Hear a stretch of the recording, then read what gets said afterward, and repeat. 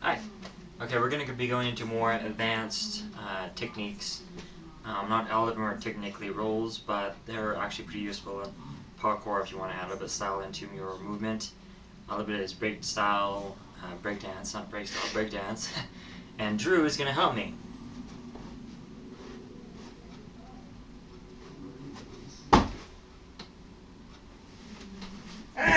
What? Brings out the roll on. The tutorial, yeah. Hi, guys. Okay. This is my dog. He doesn't listen. Get up. Okay. So we're gonna start with we left off on the back roll, which is more of the traditional parkour rolls. Now we're gonna go into some more style rolls, which really aren't really breakdown, but they look really cool into adding your style of parkour free running. One of those two. They're like tricks like this. Something like that. So, we don't. Okay, so we're gonna start off with the rolling kip up. Now this one might be a little bit useful to know how to do a gymnastics roll, but it's not really all too important unless you want to be a perfectionist, which I'm not when it comes to that roll in specific. When it comes to, the rolling kip up. If anything, I have a different style, which people can say all they want. I just have a different style. So Leave me alone, cops. Sorry, my agent. okay, so we're gonna have him show you first, and then I'll show you mine of the rolling kip up. You can't break this. That's gonna look funny in there. Here's a rolling kip up. So how we stall into it, which is pretty useful, but it's not mandatory. Mandatory, there we go. He's gonna show him. Mine's a little bit more fluent, if you like to call it that.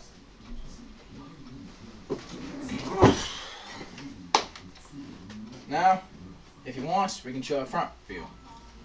But really, mine is more of a. I don't really, get all that much height, but it is the motion. I guess I can show you the front view. We'll both show him. He's gonna go first.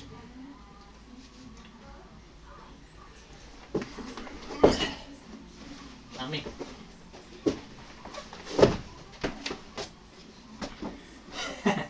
Okay. There. Okay, so there's that, and then next we're gonna go into the rubber bands.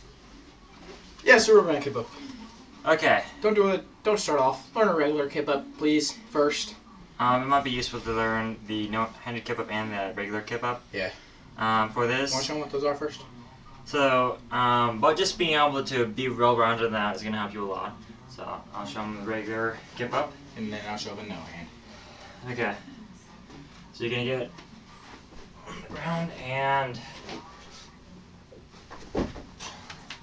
There's a no-handed one. The difference is this.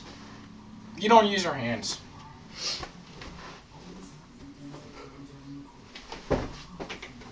You just don't use your hands.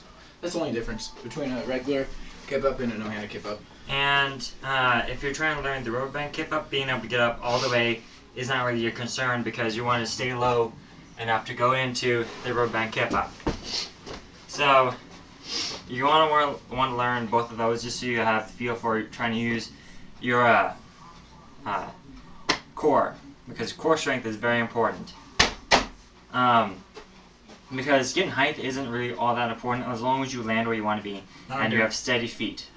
That's not here. You flip this. Yeah. Then my aunt will be mad.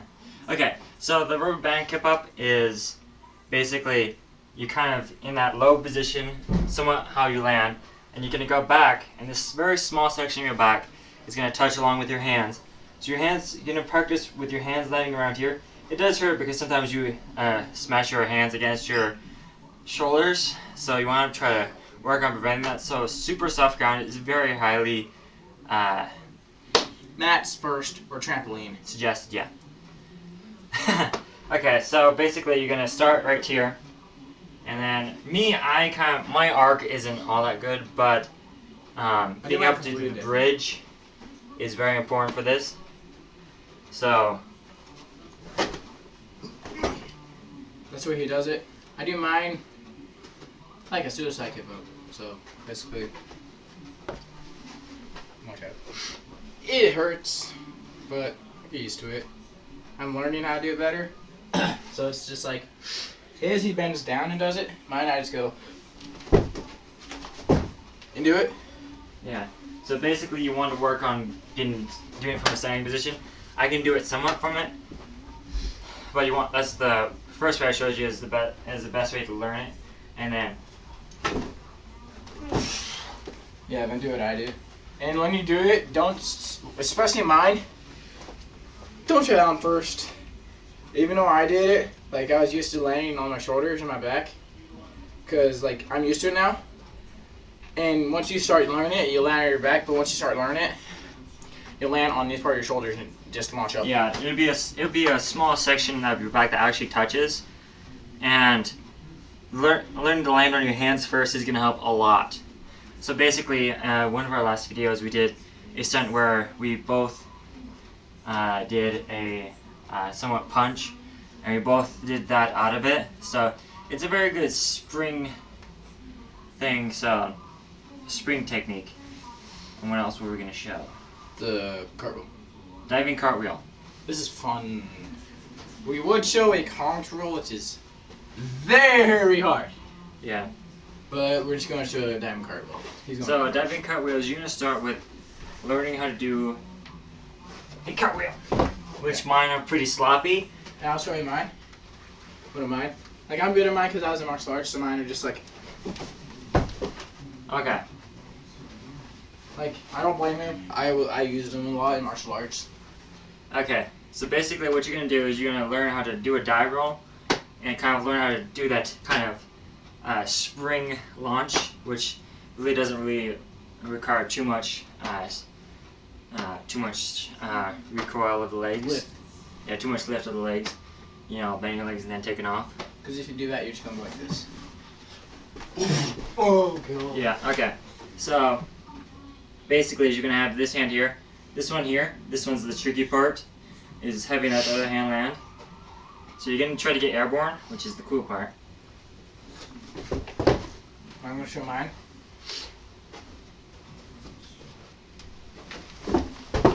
Okay. Well, I don't know if I did that one right, so I'm gonna do it back.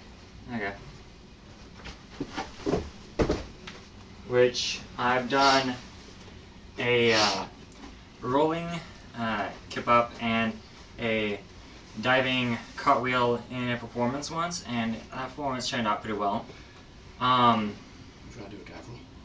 A dive roll, which is very interesting. Not many people can do this, especially. I'm sure I don't do it wrong. I'll try to imitate my friend. I tried to teach Casey. Here's how I tried it. So I show him one. I'm like, this is how I do it. And he's like, oh, what? You mean like this? You don't go Superman. Yeah, you're not Superman. You can't fly. Yeah, a lot of people try to have their feet go above their head. We both usually go for an arc, which is pretty good for minimizing how hard we come down. That even works for when he goes over a table. Yeah. He goes for an arc. You don't lift your feet. Yeah, I don't lift my head. I go for an arc. Like I can try to do like here, Sally. Please lay on the ground right here. Not like go like up, get up like this. Like stand like this. I'm not doing that. Well, okay, so like, so this is basically height of a table. I don't get arc. I don't get height. I just go like you see me. I'm not getting height. I just go arc. Yeah. So basically, we know a few other people that can do dive rolls very well, but the difference between us and them is they really go for having their feet so high above their head. And that's how I land on my face. So kind of like jumping into a handstand except for their roll, which isn't really the best idea if you want to land softly. Which, no Both matter of what, us do. when I roll, Very soft. even though it's soft, you don't hear it. Yeah. You will not hear it. That's why I'm called the ninja. Yeah, I haven't done it over quite as many things as he has, but I have done it over a pretty nice chair. You've seen that video. That was pretty nice. My best is probably over a brick wall. I can jump from the cement part about right here, and then a wall about that. Yeah. If you want to watch it, you can go to our Team Breaking Edge video on our Pro Parkour.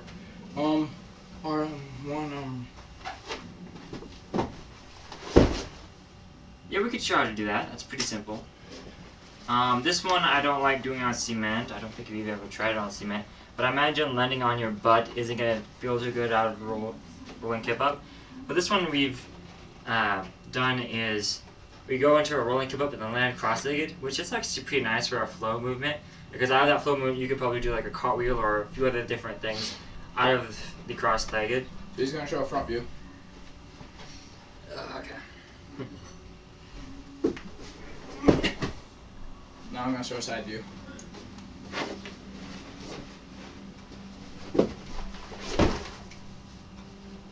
And it's basically like, we did this in one of our videos. You're basically like landing like where people like, the monks have always spread like this. And then we'd just do a regular kip up and we'd land and just bow. Yeah, what I'm trying to implement my newer combination is a rubber band kip up to cross the leg to cartwheel out of it, which I think would actually look pretty nice. That would. Is there anything else we wanted to show? That's all the rules that we know. Well, movement of that sort. Yeah, that we know of that sort. We would show some more, but there's not enough pieces to do it. Well, I could probably show a Kong if Tyler will let me show a Kong off your back. Okay. Oh, Kong to dive roll. Is that what you're talking about? Yeah, Kong dive roll. Which we can do it. I've done a little bit, but you've probably done a little bit better than I have. So we'll have him do it. Yeah, so like sit right here. And basically, so I need to go like this so I can get actually on a flat surface. Yeah. So basically all it is like a regular Kong is just like this. But dive roll Kong, you like this and you go like. And basically that gets a lot harder as you get on higher things. But yeah. We both did that in our last video, which is actually pretty cool. Which is our Team Breaking Edge Pro Parkour Downtown 2012. Okay.